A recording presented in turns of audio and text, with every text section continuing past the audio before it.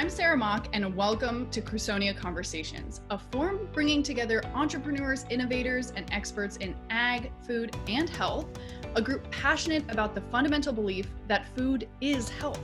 Thanks, Sarah. I'm Carter Williams, CEO of iSelect.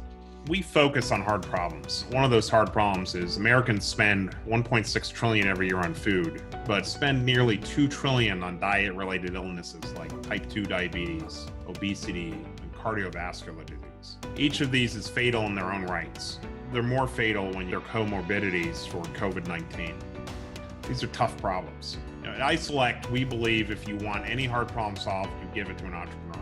We believe that you cannot solve the healthcare challenge we face without the evolution to a new, better, and more nutritious food system.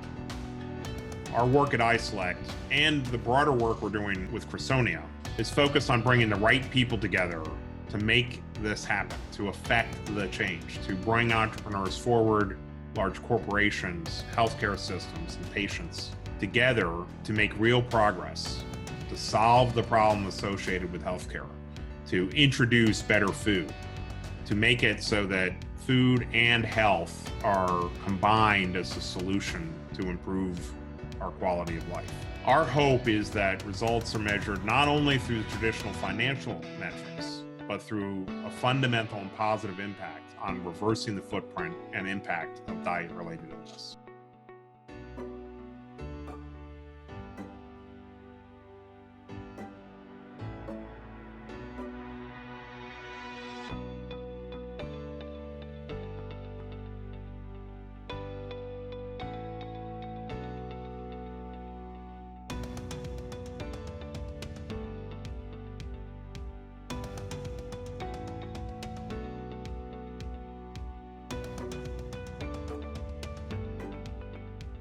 Welcome to Crusonia Conversations, where entrepreneurs, experts, and investors explore change in the global food system. I'm Sarah Mock, your host for today's discussion, where we're talking about improving the nutritional quality of our food system from plant to plate. The greatest food challenges we currently face are about nutritional quality, not supply. There's promising evidence that this can be improved from the ground up with crops specifically designed to be more nutritious and personal practices that can lead to better food choices and overall improvements in health and well-being. Here to help us dig into the links between nutrition and food quality and the opportunities for investing in the future of health, food, and agriculture, we're joined today by Leslie Bonci and Matt Crisp. Leslie Bonci is owner of Active Eating Advice, a nutritional consulting company advising major brands like Gatorade, General Mills, and the National Dairy Council. In addition to her role as a nutritional consultant for the Kansas City Chiefs, she is an author and active blogger and hosts The Winning Plate on KDKA TV. Matt is the co-founder of Benson Hill, one of St. Louis's hottest startups focused on improving the nutritional quality of food from concept to kitchen and plant to plate. Earlier this year, Benson Hill launched Benson Hill Seeds to distribute a line of soybeans with superior nutrition and healthy oil content. Leslie and Matt, we're so excited to have you here. Matt, you have a background in venture capital and you are leading a thriving food tech company, Benson Hill. Why are you placing your bets in food and agriculture right now? There's just a huge amount of genetic diversity out there that we're not tapping into right now. You know, the food system is concentrated on, for all intents and purposes, a commodity infrastructure, producing a lot of calories at scale. And there's just so much untapped opportunity for us to think about lots of different crops, other crops, and for the crops that we produce on millions of acres, how we might actually tap into their natural genetic diversity as well to focus not just on yield and agronomic properties, but nutrition and other factors that improve our health and wellness. Americans currently are spending about $1 trillion a year on food and twice that on diet-related diseases, including type 2 diabetes, obesity, cardiovascular disease. Leslie, from a consumer perspective, how did we get here? The perfect storm of things that have happened that have gotten us to this point. One is that people are not moving as much. The portions of food have changed in an upwards direction, not a downwards direction. And there is food around all the time. It's a 24/7 exposure to food, whether it is people physically going to find it or looking online. And unfortunately, at the same time, some of the foods that are best for us are not always as available, and they are not always as affordable. So all of this together has really created this incredible imbalance from what it is we take in to what it is we expend. And we have quantity, but we don't necessarily optimize on the quality of what it is that we're eating right now. What has agriculture's role in that been, and what kind of potential is there for ag to be part of a solution going forward? We need to think about again, I point back to the genetics, the genomics of crops, what some of them have actually been bred for, and that is to create a system where we can ship things really long distances, where it preserves, for a long time, where we can produce it on millions or even tens of millions of acres of scale in a consistent format. But the technology has come so far in our understanding of what the plant can accomplish that it's overdue time that we start to focus on not just 5 crops or 10 crops, but in our opinion, empower that innovative activity throughout the entire value chain and start looking at crops like vegetables and thinking about innovative ways to advance them. Not to, again, ship long distances, but to make them taste really delicious and still have the shelf life and still have the productivity and the yield that the grower, is incentivized to put that together. And then I'd say the other element of this outside of the biology is a demand and the nutrition and the health and the flavor that can come along to service the needs, the demands of the consumer, but it's also the transparency of the system.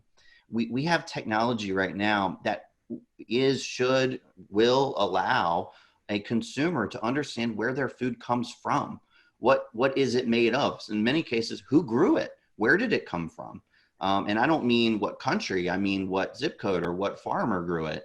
And again, the technology, we're at the dawn of a tech era that is allowing us that type of visibility to, again, not just create the better food, but deliver ultimately the better food to the consumer, and to do it in a way that has, a lot of integrity, that has a lot of transparency, that has, that meets the sustainability guidelines that people are increasingly interested in and want to favor. So it's a combined solution, and it's a system-wide solution that we're embarking on. I want to follow up on that because I think one of the big questions here is if there is a more nutritious, better tasting crop option out there, how do you get farmers to adopt it? Yeah, that's a great question. So you really have to share value. It's like anything. If you want behaviors to shift, there has to be what's in it for me answered. And, farmers don't want to grow a crop that they've never grown before. However, farmers are innovative. Farmers are entrepreneurs. Farmers will adopt technology, new crops, new solutions that ultimately provides a good return on investment. When you can identify that value creation opportunity and you can say, can we establish this partnership in the supply chain in order to drive supply and production? At the same time, you can service the needs of food companies, ingredient companies, who then in turn are delivering products that people love and are willing to pay for. It just becomes a win-win-win. You've got to make farmers part of the solution in order to really drive these changes in behaviors. Over the last 30, 40 years, nutrition science has changed tremendously. How confident are the two of you that our interest in alternative proteins right now is not just a fad?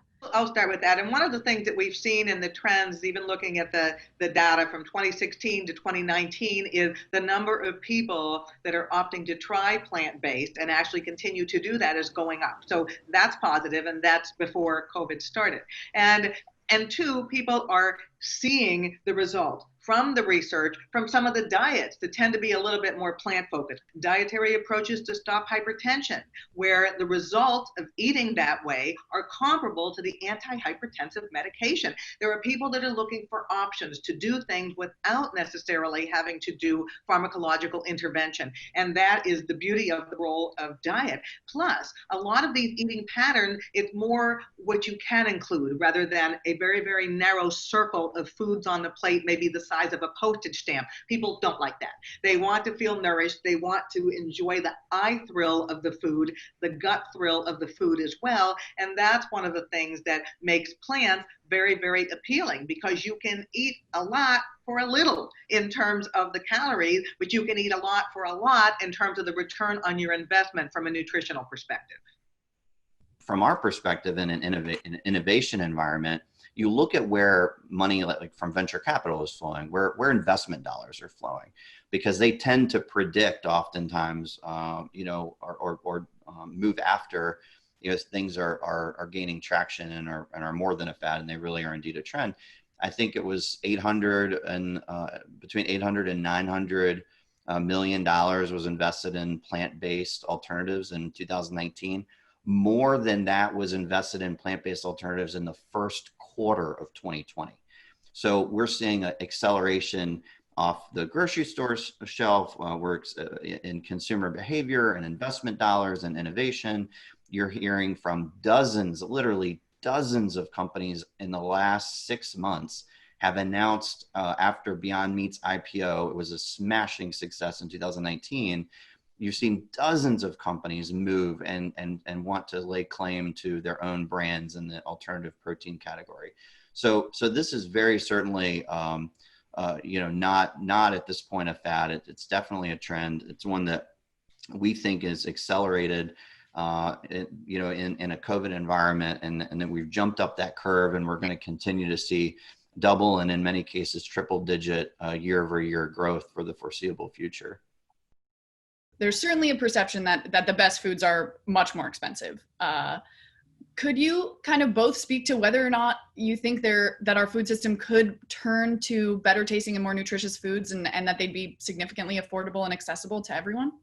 We really want people to understand that there's so many places within that point of purchase that they can find things that optimize their health at a price point that works for them, and even the willingness to explore in the kitchen. Consumers are really liking that idea of what's in it for me, the value added to the food that is not just the price point or the label on it, but within that food itself, what is it doing for my body?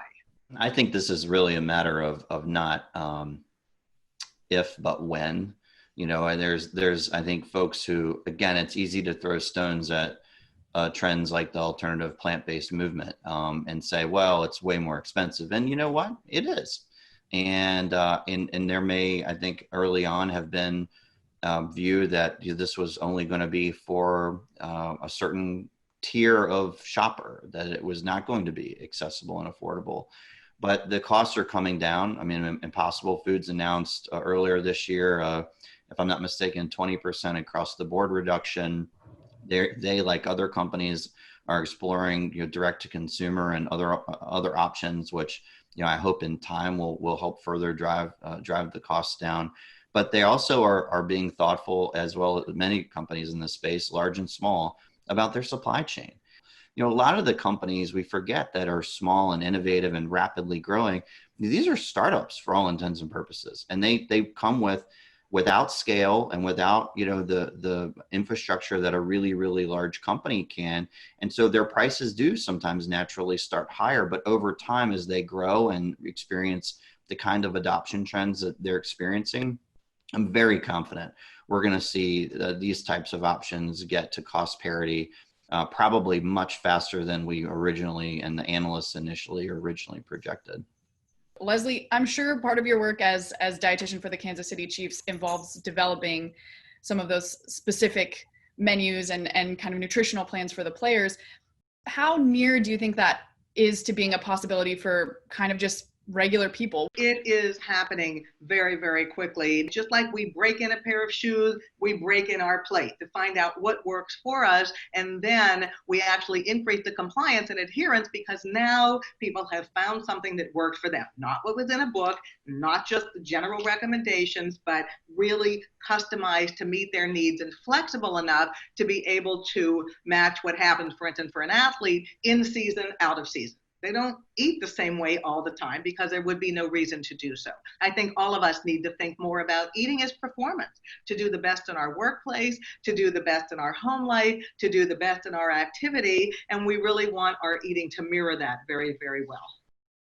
Matt, let me push this back to you. So as part of kind of personal nutrition, as this process trend moves forward, will that reach all the way back to the farm? Will farmers be able to grow either specifically for a consumer or specifically for a sector of the market, food that responds directly to nutritional issues people might have? It absolutely will. What we need to be thinking about in order to enable that is this notion of empowerment of innovation across the system. So it's just as important, creating the food is important. As we understand nutrition science, as we can customize food, as we can create more and more different and more specific products for a broader range of people, there become dozens, hundreds, thousands of opportunities to grow different crops to meet different needs. And there's a phrase that one of our stakeholders has said, and I think this is true, that from an investment standpoint, oftentimes the riches are in the niches, and we'll be in a world of thousands or tens of thousands of these niche type of products that can service different folks. Bringing the grower along to deliver that is just as important as developing the great products to begin with. And by the way, I'd also like us to think not just about grower as a farmer on 10,000 acres of land, but we're talking about farmers that may be, working on a footprint that's a tiny fraction of that. We're talking about vertical farms, indoor farms. There's lots of variants of how we intend to our system is intending to decentralize production. These types of intersections are going to create unique, nimble supply chains that allow us to plug in the kinds of solutions to meet consumers' needs in just a tiny fraction of the amount of time and for a tiny fraction of the amount of cost that we could do something like this 5 or 10 years ago even. Is there an opportunity in some of those shifts for farmers or for entrepreneurs as they look forward to trying to find their new space? People love to eat, but they don't necessarily want to do the hard work behind it. But they want to know that they're getting the most from the food that they choose to use each and every day, and that food is having some value added benefit. Food with benefits, that's definitely something that is very, very appealing right now. I see that in my athletes, and it is not just about athletes. We want to think more clearly. We want to look better. We want to see better. We want all of these things to happen, and we want the food that we eat to be the guarantee that will be the outcome. We're trying as much as possible to listen to the supply chain. When we talk about products that we're offering that we're in the process of creating supply for in a crop production cycle. When we talk about innovations for different types of, quality traits, characteristics around, for instance, protein, we get phone calls from CPGs, from food system innovators, from ingredient suppliers, from processors, and they're sharing with us their insights around where they're seeing shifts. I mean, this domestic versus international supply chain is a perfect example where I haven't seen a really good collection of data on this yet, but we were hearing about this, a couple months ago when there were initial disruptions in the system.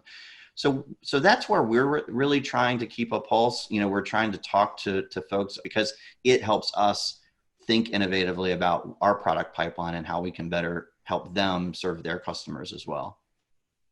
From both of your guys' perspectives, what is your vision for the future of food?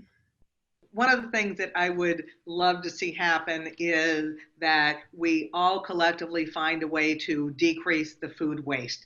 That is absolutely number one, so that the food is not going into the landfill. That we find a way to feed more people, because that is critically important as well. And that we find a way for people to truly identify what I said before, this idea of come home to health. That somebody can be prescriptive enough with their eating that they are finding a way to be self-sustainable over a period of time because of what they are choosing to put into their body, without feeling like they are sacrificing the enjoyment or the taste or the flavor, but really having a programmed kitchen.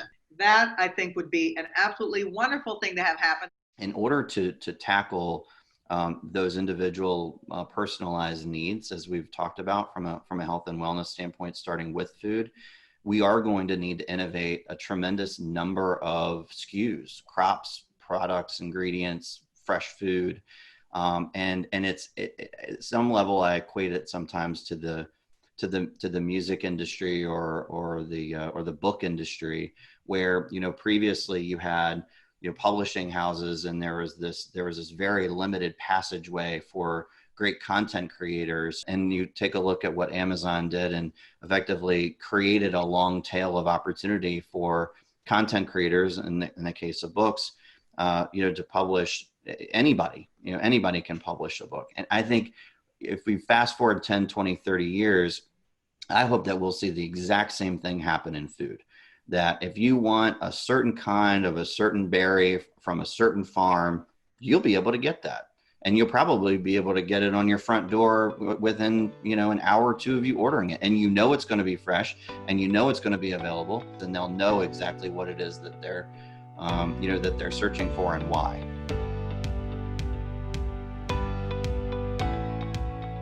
Now we want to turn it to the audience for a live Q&A with Matt Crisp and Leslie Bonci.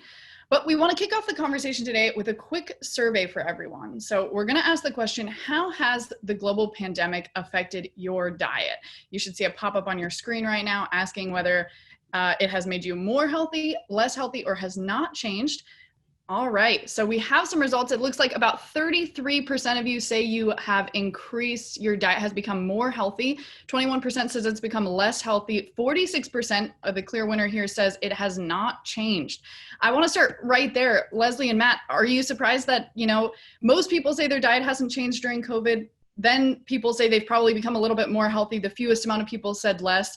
Is that kind of line up with what you're seeing from clients across the industry? Yes. Absolutely. And there's so many things to deal with right now, Sarah, right? I mean, people are just trying to keep it together. And part of it might be the plate, and part of it might be their job, and part of it might be their family. Nobody can focus 100% on just what it is that they're eating. So I don't think that that's negative. And perhaps those people who responded were doing well to begin with. So they didn't really have to make changes in terms of the types of foods that they were consuming. But when we look at those other numbers, we know that there's still some room for improvement. And maybe all of the people who said, my diet could be better, maybe that's something that we want to focus on.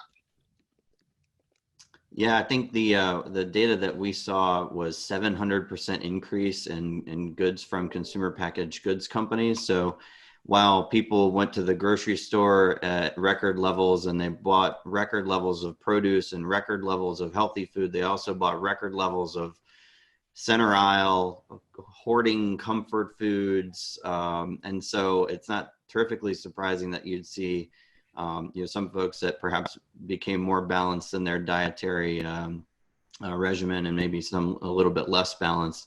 But I think that the bigger takeaway there is awareness. Because the shopping is occurring, because you're going to the grocery store, you're actually becoming more aware of what you're getting and the quality, as Leslie pointed out, not just necessarily the quantity. Absolutely. Well, I'm going to take my prerogative as the coordinator here to ask the first question while folks go into the Q&A and make sure that you have those questions put in. But I'm going to start by asking, kind of following on that COVID question, I'd love to kind of put to you both, especially, we'll start with Leslie. Do you think people are using this time to kind of refocus on wholesome food? And do you think that that's, judging from that result of that poll, do you think that this is a trend that might last? Or do you think that this is kind of what we're looking at now is kind of a unique anomaly that will go away as COVID kind of moves through?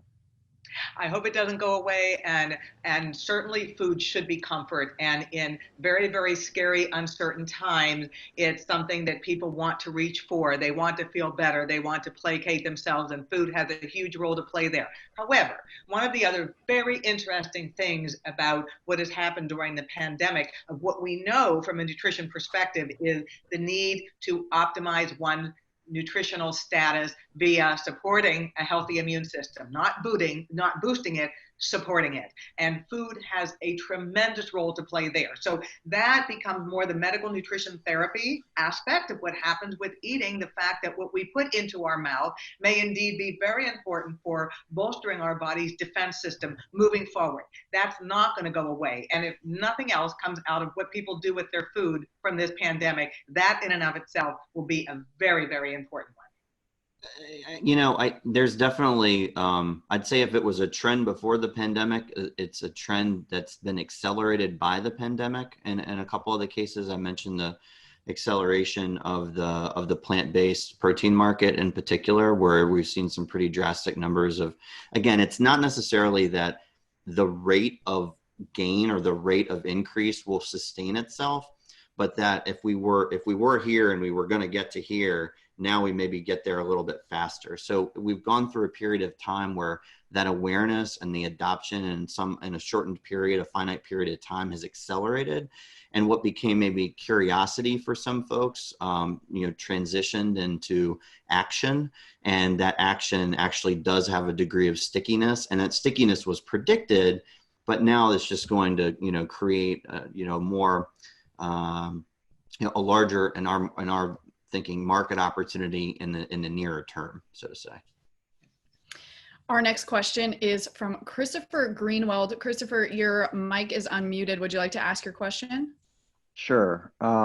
I'm just curious, this question is for Matt. When you think about all of the plant-based products that we utilize currently, corn, soy, and et cetera, I'm curious if you happen to know, I hate to put you on the spot, but what percentage of the overall pool of plants does that represent? In other words, do we utilize in our world, 50% of all the plants that are available to feed people, or is it much less than that? Because other plants have great protein profiles, but they don't taste very good. And obviously you guys are trying to solve for that. Sure. Yeah, there's a couple of different ways we can think about that. If you look at the overarching genetic diversity of plants, I'd call it within the species and then in between species. We estimate that we're actually using less than 0.1% of all of the global genetic diversity of plants. There are literally thousands of consumable species of plants. Our food system, over 80% of the caloric intake globally is constituted from half a dozen crops. So it gives you some sense of the degree of scale.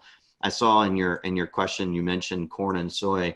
What we sometimes forget is that there are tens of millions of acres of these crops that are grown globally, not for direct human consumption. They're grown to produce meat that we consume. So, drastic increases in protein consumption globally will continue to happen, are projected to happen, to feed, a growing, burgeoning middle class, across developing countries and developed countries.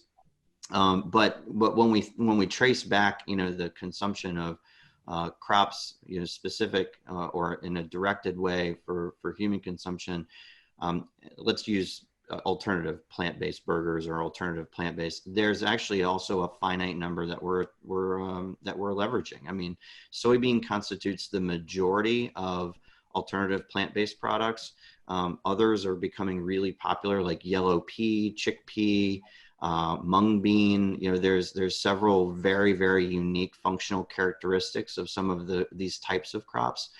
There are dozens more that we've actually taken a look at, and there's some predictions of around like the top 50 that'll emerge. But compared to some of these big half a dozen globally supplied crops, they're completely minuscule so far. We're going to take Scott Smith's questions next, but quickly, I want to ask Leslie kind of on that same question. I wonder if you could speak a little bit to, how important is taste and texture with the clients you work with, especially I'm curious about the professional athletes. What kind of opportunity is there for transforming taste and texture and what that could mean for diets and for getting people to eat healthier? Yeah, so people always want the familiar, and the familiar isn't just the look at the way it feels in the mouth, it's the taste that it has. So, when I work with professional athletes, and we'll see whether or not there's a season this year, but I mean, literally these are 2-year-olds in very big bodies. So they eat like children, and food has to be appealing to them. So if it is a squishy texture that they don't like, they don't want it. So the beauty of using a lot of plant-based proteins, and we have done this more and more over the past couple of years with the Kansas City Chiefs, is it's in a form that they recognize. It's a burger, it's a topping on a pizza, it's in a taco, it's mixed into a rice, and then they eat it. Because at the end of the day, as far as I'm concerned, if they don't eat it and if it sits on the plate, then it's not going into their body and their performance is going to suffer. And all the way around, that's a negative. And that's more food waste. So we don't want that. So I really have to think about taste. That's important to everybody. It is taste, it is price, it is convenience. That's what people want. And back to that point of food is comfortable, food is enjoyable, it better taste good. Just a reminder for folks who might have questions for our panelists here, be sure to put it in the Q&A and we'll put you in our queue. But now we're going to go to Scott Smith. Scott, would you like to ask your question? All right, well, just to keep this moving along, I'll go ahead and ask Scott's question for him. So this is for both of you guys. How can food tech companies bring farmers and consumers closer in the supply chain and with more nutritionist options? Matt, do you want to start with that one? Yeah, sure. I don't mind kicking that off. I mean, look, the supply chain is, from our perspective as a genomics company innovating better food and ingredients, the supply chain is just as important as the technology innovation or the food and ingredient innovation. Because if you can't partner inside of the value chain, you can't deliver the product ultimately. And as I mentioned in my prior comments, you've got to engage stakeholders across this chain in order to successfully shift the nutrition, in order to successfully meet the new nutrition or the new norms that the consumers are demanding. And to be honest, we're really behind. I mean, our supply chain is set up for massive scale. We're really, really good at making cheap calories. What we haven't been great at is defining where these unique, and I'll call it niche again, niche type opportunities is where they start, can actually marry up with, with the consumer demands. And when we talk about engagement, and I'm going to use the word stakeholder engagement, when we talk about stakeholder engagement, we just think that it's really important to ensure that innovation that allows us to get these better products is empowered inside of the value chain. With companies that sit perhaps in between the grower and the consumer. And that doesn't just mean, a shipper or a processor. It can mean a packer, shipper, distributor. It can mean an ingredient supplier. It can mean a CPG. So I think just if I sort of zoom out to try to answer that question, the linkage tends to be in this value chain somewhat complex, and it requires a lot of engagement and partnership and collaboration across the spectrum in order to successfully deliver what consumers really want. And I would add to that I think where it is that things are delivered and the message that's given around those food items, we think about functionality and people hear about functional foods, but consumers really don't understand what that means. So phrasing that a little bit differently of what's in it for me, because one consumer might be interested in the role that food plays in terms of optimizing health. Person B might be interested in the fact that maybe that food makes them look good or feel good, and that's okay. And person C really just want to put the food on the plate for the family and call it a day. None of those things are wrong, but what we want to get away from is this idea of foodies, of people having these fights with themselves over the foods that they're eating, and really engage more in foodieism. And what does that mean? And how do we do that? And there's a role for everybody to play as part of it. And we all want people to eat well. This is what keeps me up at night, worried about these types of things. But I also want to be realistic in my approach of how we're going to do this, how we're going to feed a nation, how we're going to feed the world, how we're going to minimize the waste, how we're going to do all those things. And everybody needs to be present at that table for that to happen. Absolutely. Our next question is from Jared Godfrey. Jared, would you like to ask your question? Yes. Can you hear me okay? Yep. Hey, Matt, this question is for you. I think you guys posted on LinkedIn a month ago that you contracted 30,000 acres to grow cutting edge soybean varieties. I'm just curious on the process to target those growers and the manner in which of those growers just in North America, US, what part of the country? Just curious.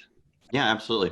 So we launched a campaign late last year to begin enrolling growers in a program to contract. And sometimes in agriculture, we'll call this a closed loop system, where we'll supply a specific genetic variety, in this case of soybeans, to the grower, and we'll sign a contract to buy their harvest from them. And when we launched this, we did it concurrently with our Benson Hill Seeds launch late last year.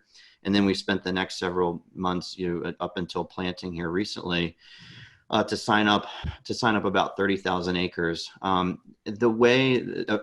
me answer a couple of the other questions you asked, and then I'll go back to the what. Regionally, we're interested in growers that are across the I-states, from Northwest Iowa all the way across to, we've got some plantings in Illinois and Indiana, and then as far south as Arkansas. And we've got some others interleaved in there, Kentucky, Missouri, that are close in. But that's sort of the triangle of regions that our grower base is focused this year. I think it'll expand a little bit next year as we see some additional acreage added and we see some additional products. And then, in terms of the what, we're talking about soybean that have, increased nutritional profile, and qualities that are ultimately going to benefit not just the human food. We're talking a lot about human food consumption and nutrition in a direct consumptive way, but there's also a huge opportunity to do this in feed. We sometimes forget about the tens of millions of acres of soybeans that are planted for animal feed, and animals want healthy food too. And so when we talk about enhancing the amino acid profiles, when we talk about creating products that are better for animals' digestion, that reduce waste, these are the types of challenges that we can tackle using, especially in the case of soybean, a really massive crop that's adopted in very broad acre across the United States. Thanks for that response, Matt. Our next question is from Ben Alsop. Ben, would you like to ask your question? Yeah, sure. Matt, how are you, man? It's good to see you again. You look great. Congrats on the Jason Bull hire. I was going to ask you about, just economies of scale. You touched on this a little bit. How do you compete with big ag? Do you see them as helpers or hinders of the change you're trying to make? What kind of market share do you see, looking at a crop, say like your soybeans, where you get a new nutritional trait? What kind of market share? How do you penetrate to that to be mainstream? Or do you see it always as a smaller niche value? You kind of touched on that, but to make kind of wholesale change, I'm just thinking about that push and pull with big ag, and how do you see that playing out? Right. Well, it's good to hear your voice, Ben. Thanks for joining today. There's a couple questions there really important, especially when we, again, talk about the premiums that are demanded in the consumer market. So we've got, in order to create, as I talked about earlier, the incentive, in order to create the value proposition for multiple parts of that supply chain to incentivize the behavioral shifts, we've got to initially create products that have a pretty drastic value difference, because you've got to have enough value to share, to your point, in an environment where you don't necessarily enjoy the economies of scale. If you're not planting something on millions of acres, you can't enjoy, running crops through massive crushing facilities and creating the cost per unit that drops really low, because you don't have that infrastructure. And so we focused initially on products that there's a very, very high, a very significant amount of value, because that's required in order to share it across the chain.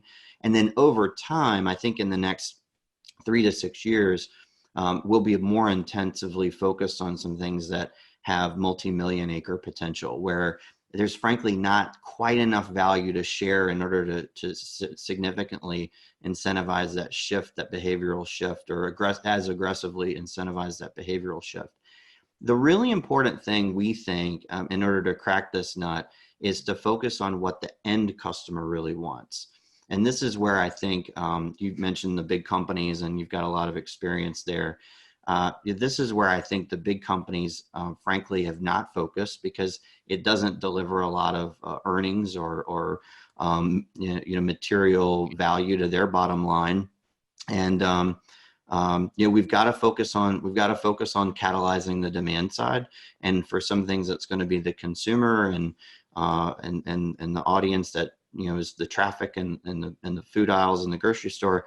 And then for some of them, it's small, medium, and large feed producers and protein producers in the animal ag industry. But I think that transition really happens over time, and as many things do in ag, it will take time, years, in order for us to build that kind of scale. Our next question is from Richard Miller. Richard, are you ready to ask your question? Yeah, thank you. I'm wondering how you folks are addressing the lower third of our population, which is our poverty situation here in the United States, and how they seem not to be able to afford a nutritional food plan versus the cost of, taxpayer supplemented healthcare programs and the 45 million people and growing on food stamps. And Matt, I agree. Our studies show that 75% of all food consumed comes from 12 plants and 6 animals. So the biodiversity is really critical, but addressing the costs is another issue. Leslie, you want to kick that off, and then I'll. Yeah, I will. Thank you. Thank you for the question. One of the things that, and now having been involved more in what's happening from food pantry perspective and the tremendous leap we have seen in guests of food pantries, where it's been a 700% minimal increase, is we have a lot of people that may not have a lot of money for food, but also don't have a lot of culinary skills, and I'm not saying that in a negative way. It's when somebody has not had the time to be able to be in their kitchen to prepare the food, and now they're getting these foods and they're not sure what to do with it. So it's not just about the food items, it's enabling people with the tools and skills so that they actually can be self-sufficient in their kitchen. This was one of the projects I had an opportunity to work on at the start of the pandemic, is helping people with the food boxes that they receive of actually what to do with those foods, how to pair those foods, making sure they had something in their home to open a can, because if you don't have a can opener, that's a problem. Taking away some of the perceived negativity and stigma around those food items to at least give people some empowerment and some enlightenment about the foods that they're using. Secondly, even the idea of fresh foods. If you haven't done that before, then you're really not sure what to do with it. So if somebody goes to a food pantry and they're getting a bag of produce and they don't have a pot to cook it in, this is a problem. And that sounds like such a very basic thing, but it's such a very important thing, that maybe it's not pop-up shops, maybe it's chop-up shops that need to be part of this whole dialogue of literally the education of finding a way to repurpose, reuse, recycle, resource with food items, because we're losing all that, because we really have been a throwaway society in terms of what we're doing with food, or it's already made for me and I'll eat it. Now I have to make it myself. What do I do? And this is not just the ranks of people on food stamps. It is everybody right now. Yeah, I mean, I think a lot of this is about, we like to say you want to meet the customer where they are, and Leslie makes a bunch of really good points there, that we if we can create the supply, we've ultimately got to get it into the hands of people with tools in order to take advantage of it.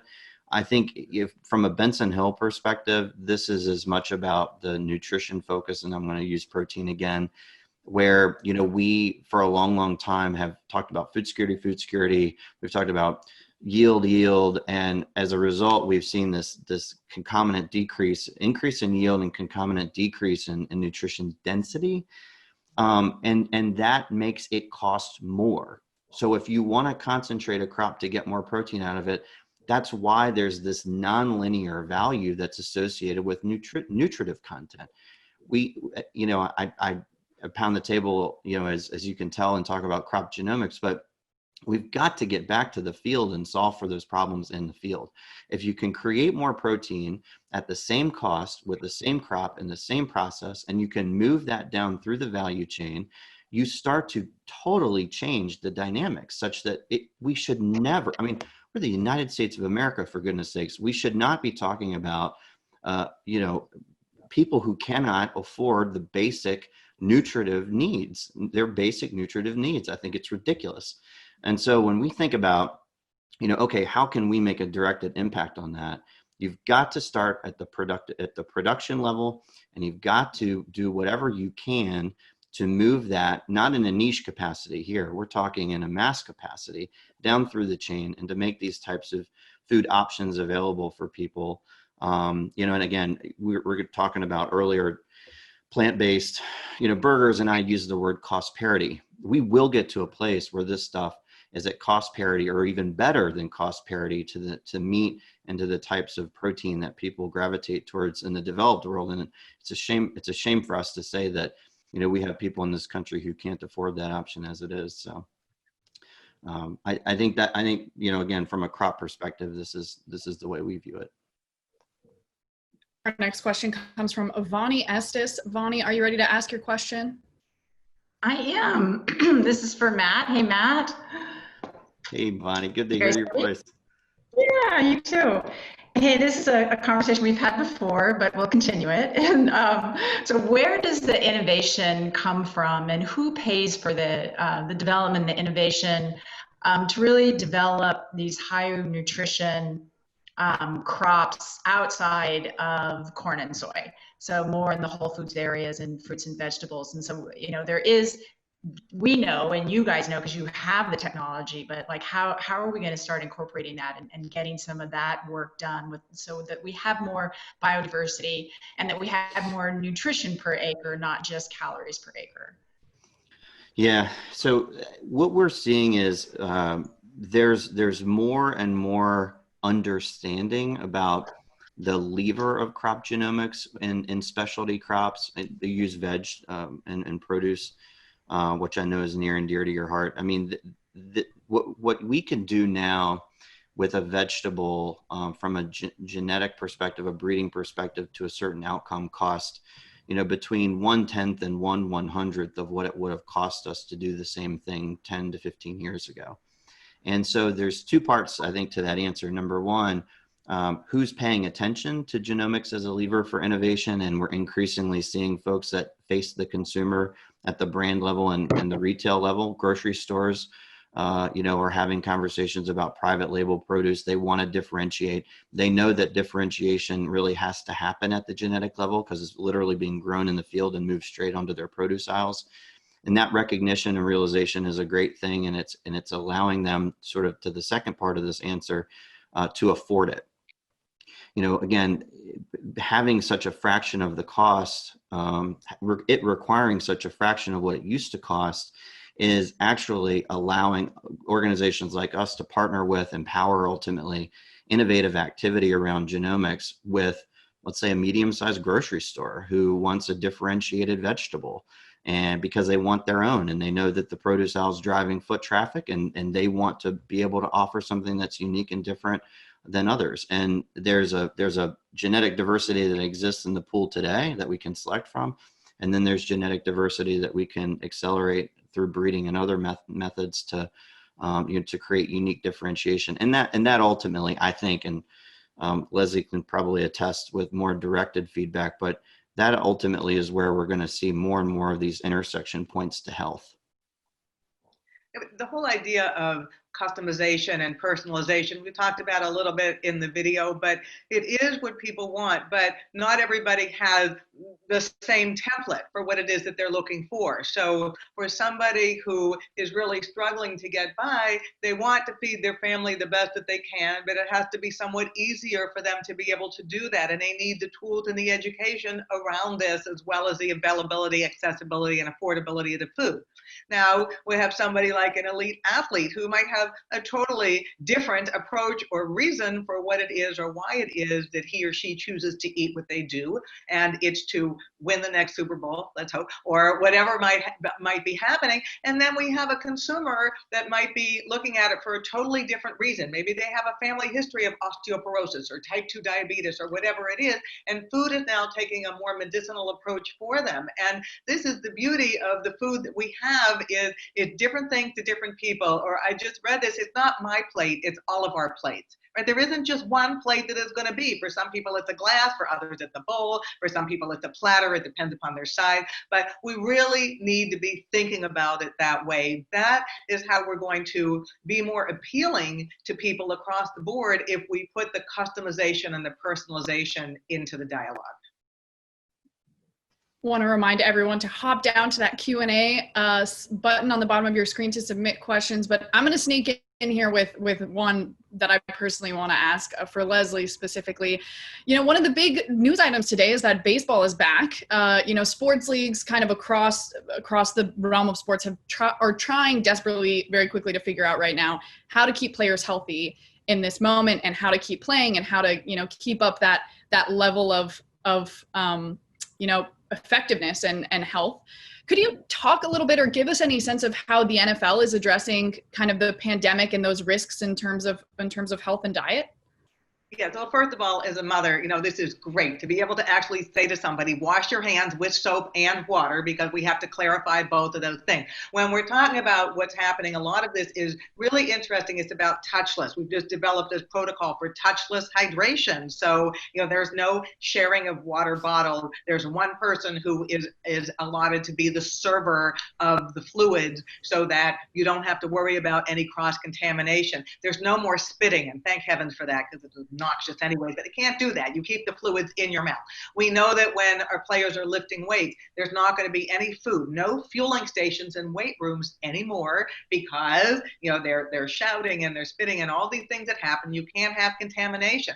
What is also going to be happening is no more buffets, no more serve yourself. It is all going to be done for them, and it's going to be prepackaged because it needs to be, as well as the entrance in and the exit out. No more congregation. Not going to be happening. So yes, players will be fueled, but not the way they were used to. And I have to say that, you know, taking away some of the entitlement, I love these guys, but, you know, it's just over the top. There's no, you don't need a smoothie made with 10 customized ingredients today. Not going to happen. You're going to get something that's in a bottle because it's safer to do so. And the other side of that is, what are we doing to support an immune system? Football's a hard game. You know, these guys have training camp and they just wear themselves down, and then they start with the season. So in a normal year, we would see some decrease in their immunity simply because their body's working hard. Well, now that is top of mind for everybody. How do you support this healthy immune system and optimize performance, and think about those players who have maybe not been training to the maximum over these past couple months, and they're going to get to training camp and it's full speed ahead. A lot of things to think about, and I will guarantee you, with baseball starting, the risk of injury is going to be absolutely through the roof, because we have all these players that now have to hurry up and rev it up. So all the things we thought about before, and on top of that, putting the cleaning, the sanitation, the immune function, absolutely, those are the number one. Absolutely.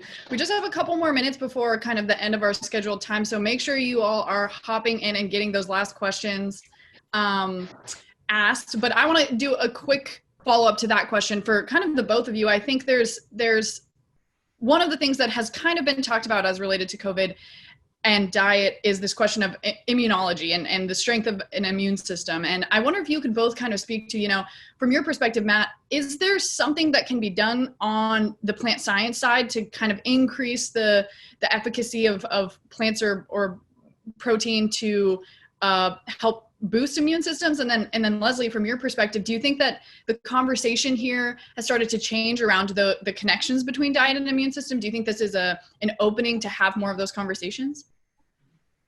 Sure. So when we think about healthiness, generally speaking, and health being in many respects synonymous with, you know, certain balanced diets and micronutrient intakes, we think about flavor. I mean, that's the number one driver of consumption for a lot of these vegetables and other plants that supply the healthiest, you know, demonstrated to be healthiest immune system profiles. And so while we can't point to certain functional ingredients that are in our current pipeline, though there are many that exist and that can be enhanced using genetics, the number one driver of consumption of these compounds, period, across the board, all the time, is taste. Does it taste good? if it doesn't taste good, you're not going to eat it. And if you need to eat or you need to consume these and you're not getting them through some other means, the thing that we can do and that we do have degrees of understanding around are taste and flavor. And so that's the way in which we look at health as a target area. And obviously, people's immune health is directly related to that. And I would say specifically looking at the composition of the plate. So for instance, we've been talking about protein. We know that protein is critically important. We know that protein is also critically important to support a healthy immune system. However, the way that people consume their protein over the day matters. So it's not none at breakfast and then you eat an entire cow at night. And it's not that. You have to more evenly distribute, and people want options for the way that they do that.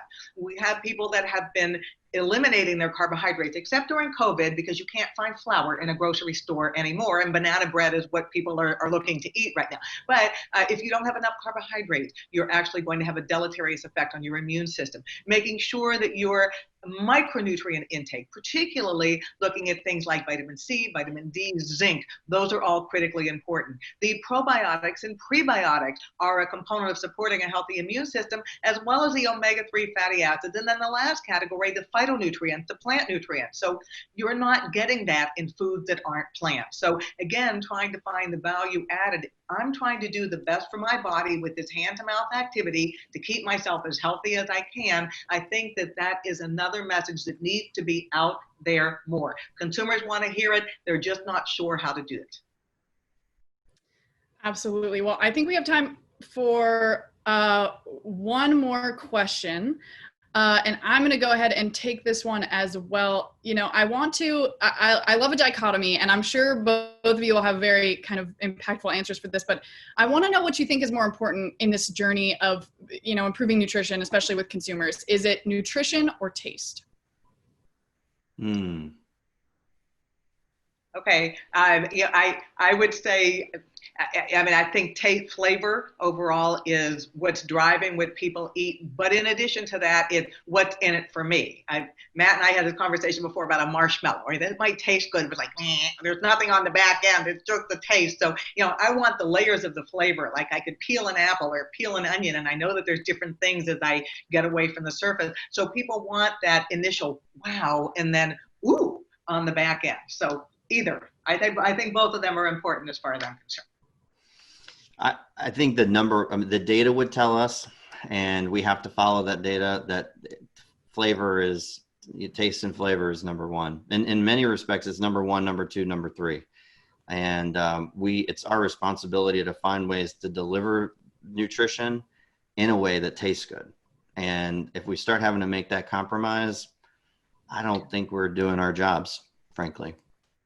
Great answers. Well, we want to offer a big thank you to all of you, to Matt Crisp and to Leslie Bonci, iSelect Fund, and our partners, including Benson Hill, a partner of the Community Foundation of Greater Memphis, Cushman & Wakefield Commercial Advisors, EY, and United Health. The Crusonia Conversations are free to attend, but unfortunately not to produce. So please consider donating to the Crusonia Fund. Go to crusonia.delta.org to donate, or click on the donation link in your follow-up email. And please join us for the next conversation with Rob Dungoski, UI Partner and Agribusiness Leader, on Wednesday, July 29th. Register at crusoniaonthedelta.org. If you're looking to revisit today's conversation or to keep the Crusonia Conversation going, follow our LinkedIn, Twitter, and YouTube, and our very lively Slack channel, where this conversation will certainly continue for weeks to come. We also invite you to tell us what you liked and what you thought could be improved about this presentation in our follow-up survey. Links to all these resources will be available in an email you'll receive following this event. So thanks so much for joining us. We look forward to seeing you again on July 29th.